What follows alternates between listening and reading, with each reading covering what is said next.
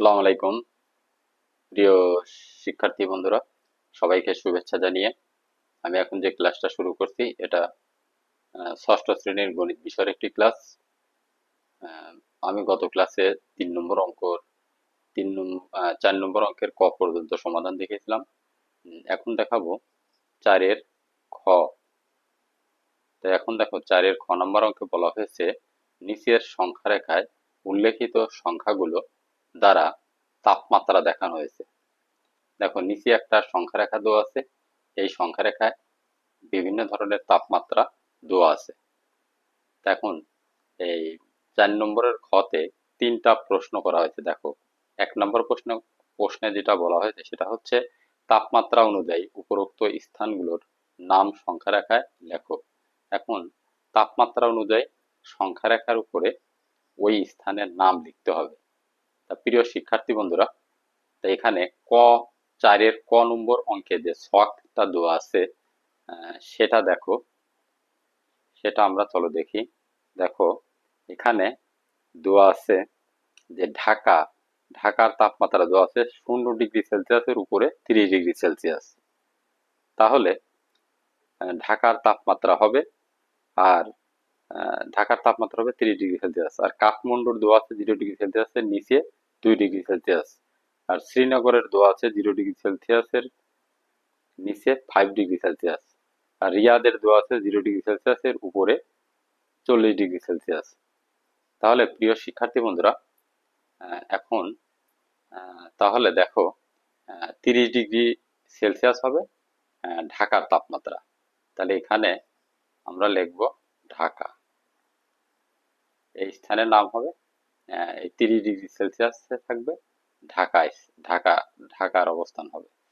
এরপরে দেখো এরপরে বলা হয়েছে যে ঢাকার হচ্ছে 30 ডিগ্রি সেলসিয়াস। এখন কাঠমান্ডু হলো 0 ডিগ্রি সেলসিয়াসের নিচে 2 ডিগ্রি সেলসিয়াস, তার মানে -2, -2 এখানে লিখবো। তাহলে কাঠমান্ডু, কাঠমান্ডু কাঠমান্ডু হবে তাহলে -2।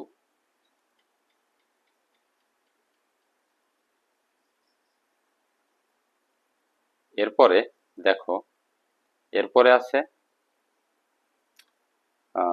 0 ডিগ্রি সেলসিয়াস নিচে 5 ডিগ্রি সেলসিয়াস আছে শ্রীনগর। আর রিয়াদ আছে হচ্ছে 40 ডিগ্রি সেলসিয়াস, মানে 0 ডিগ্রি সেলসিয়াসের উপরে 40 ডিগ্রি সেলসিয়াস। তাহলে আহ,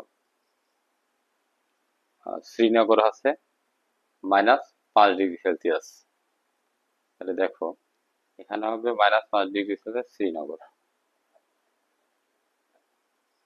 আর 40 ডিগ্রি সেলসিয়াস হবে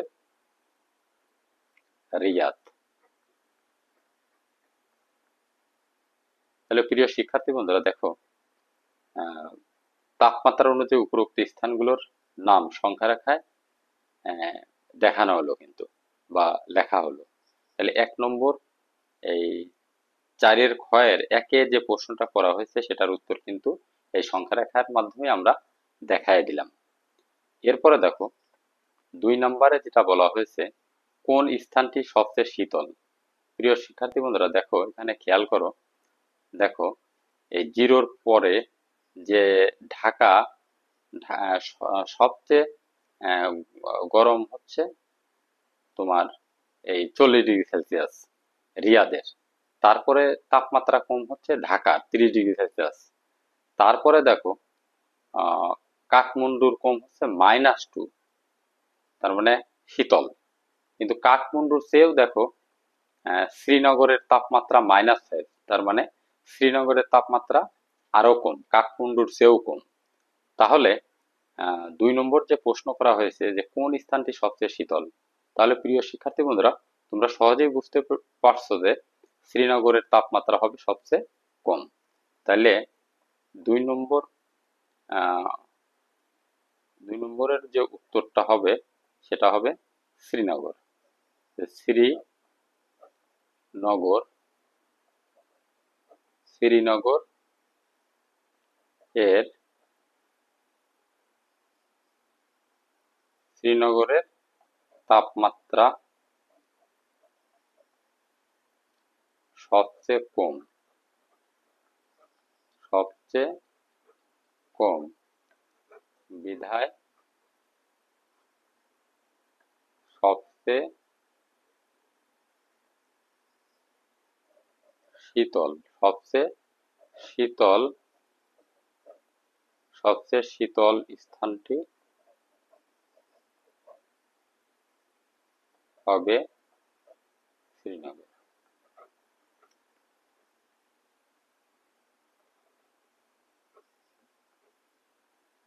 আশা করি প্রিয় শিক্ষার্থী বন্ধুরা তোমরা বুঝতে পেরেছ। এরপরে দেখো 3 নম্বরে যেটা আছে, 3 নম্বরের যে প্রশ্নটা দেখো, যে সকল স্থানে তাপমাত্রা 10 ডিগ্রি সেলসিয়াসের বেশি সে সকল স্থানের নাম লিখো।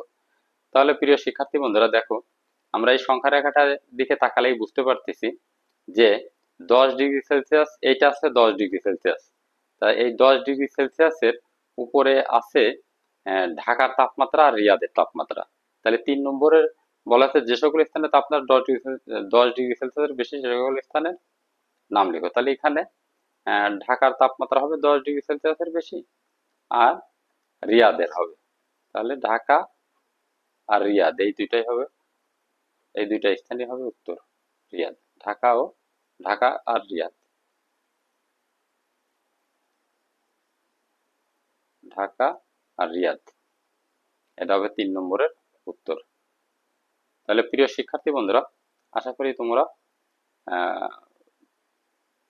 4 খ নম্বরের 1, 2 এবং 3 নম্বর যে অঙ্কটা আমি সমাধান করে দেখালাম, আশা করি সবাই বুঝতে পেরেছো। ধন্যবাদ সবাইকে।